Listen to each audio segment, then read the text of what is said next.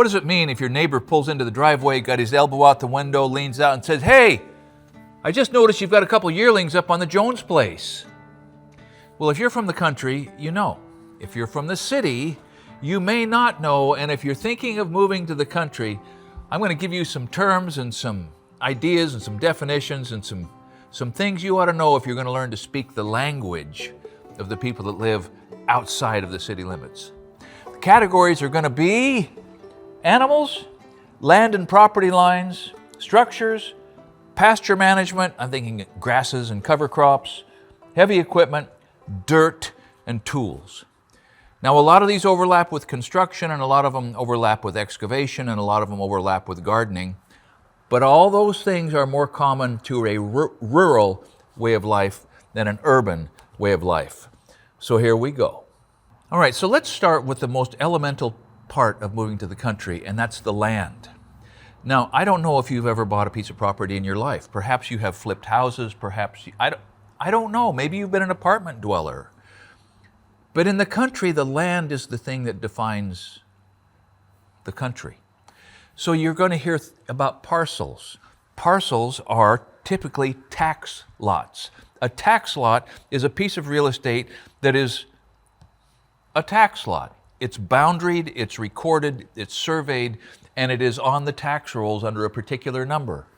Sometimes you can buy 2 or 3 tax lots in one kind of a contiguous parcel from an owner, but it's still individual tax lots.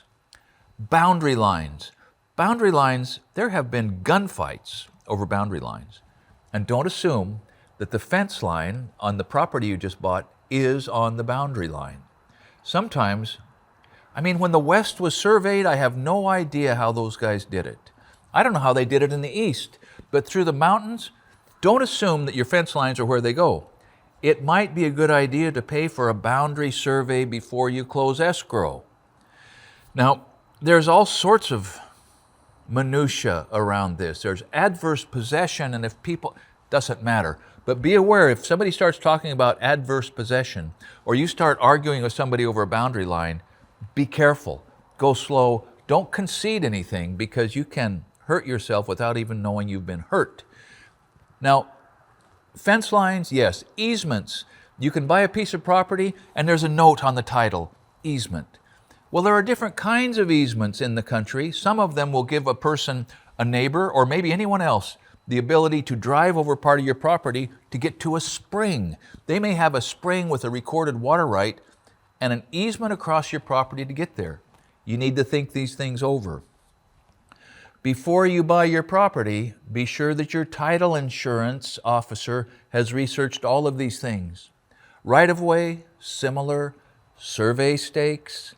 Now, when we think of survey stakes that are just wooden lath with little ribbons, okay, those can be visual, but the boundary markers are typically pieces of rebar, or in older times, it could just be a rock or a tree. There are witness trees that will have a little metal stamp on there showing the boundaries and the sections and where in this area there's a little map represented, how far from this boundary tree to this witness tree to a corner marker. Never cut down a witness tree. There are legal penalties. There are legal penalties if your neighbor doesn't shoot you, metaphorically speaking. Sections and quarter sections. The country is divided into 640 acre sections and quarter sections, and it's important. Setbacks, how close to the road you can build, how close to a stream you can build or log. Riparian zones, now that we are more environmentally focused on how you can interact with your property next to a stream. Now, if you're on the West Coast, that is quite a distance, and you need to be aware of that for sure. Okay, following the property, the real estate, the reason you went to the country, are the structures that are either on your property, your new property, or that you're going to want to put on your new property. There are some ways to describe them. And first of all, you're probably not going to be building or buying a garage anytime soon. Now, that's an overstatement. Garages are attached to houses. But if it's freestanding, buddy, it's a shop. It's a shop. And everybody in favor of shops, raise your hand. shops become really important in the country because there's all sorts of things you have to do to maintain and interact with your property and your animals. Barns used to be specifically for housing animals, animal husbandry, and storing the hay, the straw, the grain, the provender for the animals. They have a more generic meaning now. Pole barns are different than just barns in the way that they are built. A pole barn gets its lateral stability from poles that are usually buried in the earth, pressure treated. Huge conversations around that, whether they rot. But a pole barn is an inexpensive method of getting dry space. You bury the poles, you put girts on the walls, you set trusses on the roof, you have purlins. Pole barns are different than barns, sort of. So outbuildings, an outbuilding could be a tack room, but usually tack rooms are attached to horse barns because tack is the often leather, sometimes nylon gear that people use to ride or to drive or to interact with their horses. It's expensive. The horses can be, in fact, few animals are more expensive than horses. There's a reason they're referred to as hay burners because the horse eats the hay. He passes out the back end in the form of horse manure, and usually they produce nothing for the consumption of the hay. Whereas a cow, a steer, a heifer will consume the hay and put on flesh, which is then sold for other people to consume. Horses are hay burners, and they are expensive, and so is their tack. But the tack needs to be taken care of. I mean, needs foot oil, it needs to be cleaned, it needs to be dry, you can't let it mold, you can't let the mice chew on it. That's what a tack room is for. After the property, after the buildings, you can talk about, or hear people talk about, grasses and cover crops. The grass, which is only mown in the city, is fed in the country. It's the grass that nature grows, that the animals that we've just talked about, ideally, can, if not live on, at least largely live on. If you have enough property that the grasses and cover crops can sustain the animals that you have, what a beautiful balance that is. And if you don't, then you have to buy the hay, or sometimes silage for cattle, but let's just say hay and grain that your animals need. But there are all sorts of pasture. There are hillside pasture, there's flat pasture, there's pasture that is sub-irrigated. That is, nature just tends to have water underneath the grade within reach of the roots. Sub-irrigation is something that you will hear as being desirable. There are alfalfas and clovers and timothy, different types of alfalfa, of course, is a hay crop. Alfalfa puts nitrogen back into the soil, so it is also a cover crop. Cover crops speak to the crops that can be put on a field after the crop that has been taken and sold has been harvested, to let the field rest, because the cover crop is also referred to as green manure. It will input nitrogen and then is tilled right back into the soil as a natural soil amendment fertilizer. Cover crop. Fescue is a type of grass. Okay, bales, round bales, square bales, hand bales. When I was a kid around here, hauling hay was something we all did or tried to get out of in the summer. The bales, these two-twine bales, they weighed from 40 to 60 or 70 pounds. Three-string bales, especially alfalfa bales, would be 100 pounds, 110, heavy. And now, at least partially as a result of the fact that it's hard to find kids who aren't tied up with school who can come and help you on your farm, hay is usually handled with tractors. Forks, spears, round bales, big square bales. You'll know what they're talking about if they say a round bale. It's not cylindrical. Check that. It's not spherical, it's cylindrical. Sometimes haylage is made by putting round bales of grass hay into plastic sleeves, big white plastic tubes. And you put it in there and it rots. And as it rots and breaks down, it makes vinegar. It makes It gets very strong smelling, and cows love it. Haylage. Different than silage. Silage is usually chopped corn. Field corn is grown. It is chopped with choppers that blow it into trailers and wagons that haul it and dump it in silage pits where it ferments and is fed to often dairy cattle. Now let me back up. I didn't mention the fact that in each of the subdivisions of different animal species, there are breeds or strains. And the most obvious thing that you should become familiar with is a difference between beef cattle and dairy cattle. Chick-fil-A, it's such a misnomer because they have Holstein cattle as their spokespeople, right? Eat more chicken, C-H-I-K-N. Holsteins are milk cattle. When I was growing up, we had milk cows. And at one point we had a Holstein cow, Patches, and a Guernsey cow, Flo, and they both came fresh at the same time. That meant both those cattle had babies. Flo had twins, Patches had a single, and Patches immediately began to give 8 gallons of milk per day. Holsteins are big producers. And Flo, a Guernsey, was giving 5 or 6 gallons of milk per day. We were swimming in milk. We had bottle babies, bummer calves. A bummer calf or a bummer lamb is a baby animal whose has either been taken from its mother or the mother has abandoned it, and it is fed from bottles. Bummer calves, bummer lambs.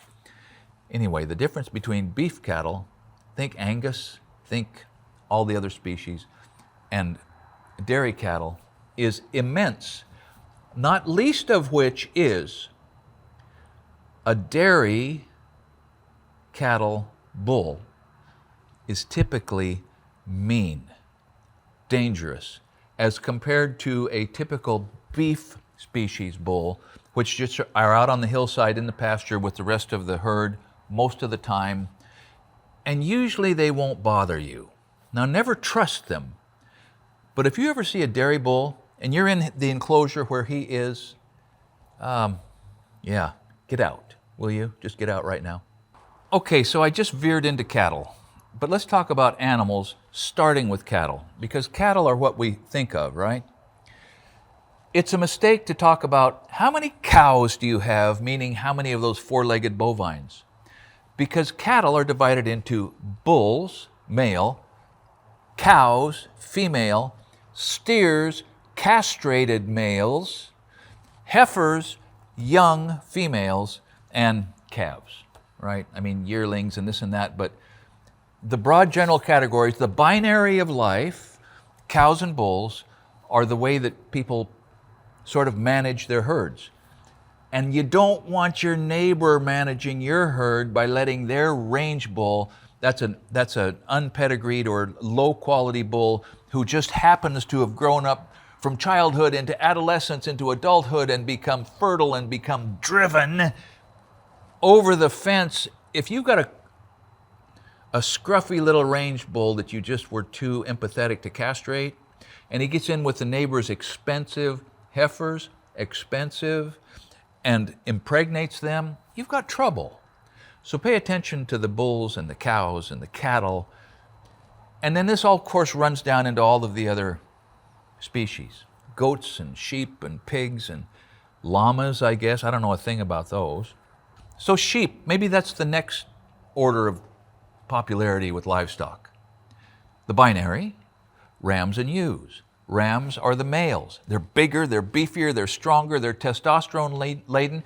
They will run over you. I mean, in a pen, a ram he's not mean, but he's big and heavy enough that he will knock you down. A ewe is the female. She often has twins, sometimes triplets. Sheep generally are fragile. They die easy. They die of parasites, they die of foot rot, they die of all manner of things. They have to have their tails docked, that is, cut off, because if you imagine the wool on a sheep that grows all the way down to the end of a long tail, and then you imagine a sheep that gets diarrhea for a while, and that tail becomes caked with dried feces, and then the flies lay their eggs on that feces on the tail of that sheep, it's not long before the maggots are into the flesh, and then they eat their way up the tail and then into the back. So sheep have their tails docked, and you have to be ready to doctor them assiduously. More, perhaps, than you have to think of doctoring your cattle or your goats. Now goats, billy goats, 3 billy goats gruff. Billy goats are male goats, and they can be rather demanding. I've got a friend who had a very nice billy goat who he liked a lot, and he was kneeling down outside the pen of where the billy goat was kept, and Paul was kind of on his hands and knees. The billy goat took that as some kind of a threat, charged him, rammed him head to head. The pole, the thickened horn cap of the billy against my friend's fragile human cranium hurt him. He was never the same. So just because the animal is, just because the animal weighs 200 pounds, don't make the mistake of thinking that you don't have to keep an eye on them. Nannies are the females. There are milk goats. There are meat goats, just like cattle. I don't know enough to speak about it, but I do know this, that the little kids are so cute and they're so fast. And I was in Wyoming. We had a milk goat. She had 2 little kids. I took it in my mind that I was probably 26, that I was going to run one of those things down and catch it just to hold it, and it was about dusk. And it was a fruitless quest, and it got behind the barn, and it was narrow, and the fence was here, and the barn was here, and I thought, I'm going to catch you, you little monster, and I poured it on, it was almost dark, and I forgot that somebody in the past had wired a fence post to the barn to keep it from tipping over. And as I was bearing down on that darling little goat, gasping for air, that wire caught me right in the mouth. And I flew under there and landed on my back, and I was seeing stars, and the first thing I thought was, I'll never play the trombone again. But I felt my face, and there was not much blood, but I learned a lesson about catching kids, goats. Can't do it unless you've got some sort of an advantage. Okay, so let's step away from stock, specifically the boys and the girls, the young ones and the old ones, and talk about behavior and management. A horse that is broke will let you get on, okay? It is not going to buck, it's not prone to kick, it has become pretty much fully domesticated. Now a steer, like a 4-H steer that your sons or daughters might want to take to the county fair, can be broke to lead. So animals can be broke to a particular task. A mule can be broke to pack. He can be broke to drive. He can be broke to ride. Broke means made useful. So I just mentioned as kind of a throwaway term 4-H. Let me tell you, when you move to the country, 4-H and FFA, Future Farmers of America, and 4-H are big, muscular, effective organizations in the country. They are organizations of youth that bring kids with similar interests, agricultural interests, into formal settings where they can learn and keep track of their progress. FFA has all sorts of instruction on leadership, parliamentary procedure, Robert's Rules of Order. There's a state organization and a national organization. 4-H, I think, is the same way, and 4-H has gained real respect for promoting exchange programs, really all over the world. So if you move to the country and you've got kids, think seriously about integrating them with one of those youth organizations that will help them put down roots in your new country home. But back to the stock. An animal that's broke has been trained. An animal that has come fresh, like I mentioned earlier, has recently given birth. And in cattle, that means milk. In goats, that means milk. If an animal is open, if a cow or a ewe is open, it's not bred. It's not going to be bringing increase this year. And by the way, it's only farmers that husband real gain. All the rest of us in construction and everywhere else manipulate things that already exist for profit, for increase. Only a farmer starts with a patch of ground and develops a crop, or starts with 2 animals and each year increases that, right? And in the case of sheep, exponentially. So farmers really produce wealth. If an animal is bred or bred back, obviously it's impregnated. There are handling terms for handling. There's head count, the number of animals. To run or to herd or to gather is to collect, usually for doctoring. There are pens, corrals, milking sheds. There are squeeze chutes. Now, a squeeze chute is not something that you need with sheep, but it's something that you need with cattle, and you never need it with horses. If you try to put a horse in a squeeze chute, the horse will lose its mind. And the horse for sure, and maybe someone else is going to get hurt. But cattle can be carefully funneled into a squeeze chute, which will squeeze them from the sides, immobilizing them so they can receive their shots. They can have the doctoring processes that keep them healthy done in safety. But people still get hurt, even with squeeze chutes. One last thing, branding or tagging. People shudder. They shudder. It's so barbaric. It's not barbaric. It establishes ownership. It establishes who's responsible. It is part of the commerce of livestock, is having a way to identify who they belong to. There are ear tags, there are brands, there are paint marks, there are freeze brands, there are different ways that animals are identified. If you're going to raise stock, you have to have some way to identify your stock. And don't judge your neighbors because they identify their stock in a way that you're not familiar with. Now let me throw this out. Like so many other things in our lives, paintballing, the huge sport and national pastime of paintballing, originated with cattle management, livestock management, as a way to mark your cattle from a distance. If you can't just run up there and put your hand on its hip, you could put at least a temporary mark on it with a paintball gun. All right, so I've got 3 categories left. You've done good. You're patient. Go put on another batch of popcorn, right? I don't know, but I've got grade, drainage, soil types. I've got heavy equipment, the machines that help us deal with grade and drainage and soil types. And then I've got some specialty big tools. Now, a lot of these are one-to-one overlap with construction. And so at this point, you can click off and go out and change the oil in your skid steer if you want. But there are some things, if you're going to move to the country, that you should know about the equipment your neighbors have and the equipment you may need to think about getting a hold of if you have particular soil types. So rocks, yes. Robert Frost, the Northeast, the stones of the place. I loved driving through there a few years ago because the rocks had been purposed into walls. Not so much anymore. And so depending on your soil, you may have to learn how to get rocks out of a field or stack them or whatever you need to do, and that takes equipment. A cut or a fill. A cut is when you remove dirt. A fill is when you put dirt in another place. Making a level spot, for instance, for a barn is going to involve cutting some dirt out of a slope and then filling that removed dirt on the downhill side to create a level spot. Same in construction. Pitch speaks to the slope. Runoff, runoff is a big deal. Runoff from your property in the city is actionable, right? You can't let your water drain onto your neighbor's property. It's going to damage something. Now in the country, it is less well defined. But in the winter, in flood season, your water problems could be much bigger than just that the curb at the street runs over.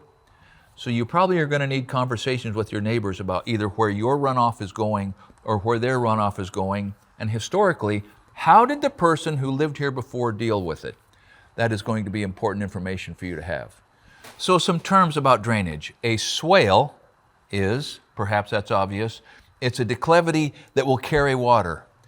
In construction, it's an invert, where the grade is inverted so the water accumulates there and then it is directed.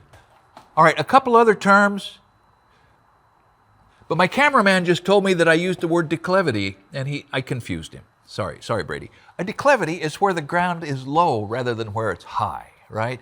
And so a declivity that has been created or controlled is a swale, a 50-cent word, I'm sorry. But a swale, we were talking about swales. Swales happen in parking lots, There are cross gutters, there are drains, there are inverts, and in the country, you're probably just going to call it a swale. There are culverts Where a swale intersects a road, you got to have a culvert. One of the biggest mistakes you can make is to undersize your culvert. I mean, if you think an 8-inch culvert is going to do it, please put a 12 or a 16 in there, because when that 100-year flood event comes and your little 8-inch culvert is completely full and the water backs up and the 8-inch plugs and it washes out the road, you're going to think you should have listened to the old neighbor across the street that said, you know, son, a lot of water runs down that ditch. You might put a little bigger culvert in there. Listen to those things, because when it's too late, it's too late. Erosion, we don't want that. Compaction, compaction, right? Now, you may not have realized that livestock can compact soil. It used to be that they would run a flock of sheep back and forth across a dam. If they were building a little impoundment or a dam to create a pond, they would put in a lift of soil and drive a flock of sheep back and forth across there some number of times, because a sheep's little cloven hoof puts a great deal of pressure per square inch on that soil. Compaction can happen under skid roads if you're doing logging, and in pastures, particularly around barns. So keep that in mind. Topsoil is the desirable stuff. Don't scrape it off. And if you have to scrape it off, save it. Save it. Topsoil is valuable. Subsoil is the mineral-rich, rocky stuff underneath that is just not the same at all. Subsoiling speaks to ripping up subsoil. After a plowing has happened for a long time, the act of plowing kind of compacts the soil right down at the bottom of the plow depth, and it can get so compacted that plants don't like it. And you have to do subsoiling. That is, rip that up so that the soil behaves more normally, naturally. Loam speaks to soil that is often sort of accumulated from, I don't know, but I think of it often in river bottoms, alluvial plains, where rivers have fanned out and deposited their nutrient-rich soils. Sandy loam, desirable. Gravel, riprap. Riprap are the rocks that come out of crushers that are stacked to create retaining walls. Beautiful and pretty effective retaining walls, big rocks. All right, tools. We're down to the end of this, almost. Oh, we haven't talked about the heavy equipment to deal with the dirt. So we have videos about the difference between tractor configuration machines and skid steer configuration machines. Check that out.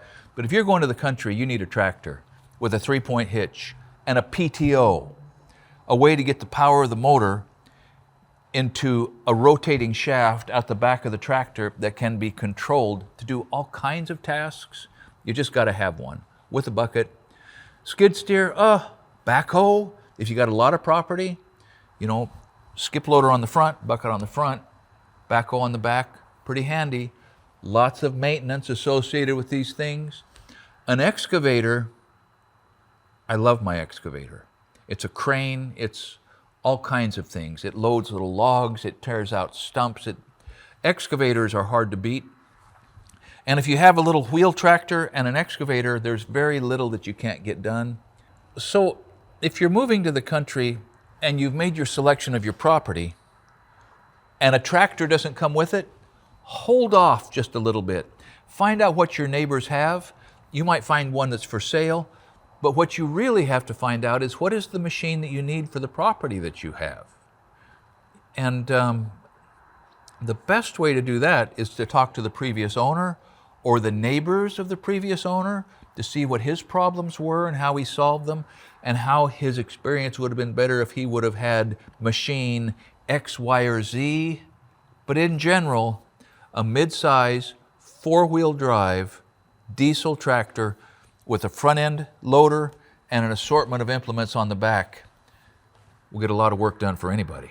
So we're going to wind this up with big tools. A man can never have too many tools. But in the country, you're going to find out that you've just got to have a chainsaw. We've got videos about you've got to have a chainsaw. And you've got to be careful because a chainsaw will amputate parts of your body in a hurry, and they require some maintenance. You're going to have a post hole digger, either manual, nothing wrong with that, especially if you got teenage boys, but maybe an auger on the back of that tractor. Dangerous. They're dangerous and they get so much work done. You're going to have come-alongs, various winches, you got to have force multipliers everywhere in your shop. Come-alongs and pry bars and jacks and high-lift jacks and hydraulic jacks. You've got to have a T-post driver. Now, if you got a welder, let me back up. You got to have a welder, just some sort of a buzz box. They make little inverter welders now that are cheap. We did a video on that. They'll get you welding. Practice that. Because if there's one thing you got to have on a farm, it's a welder.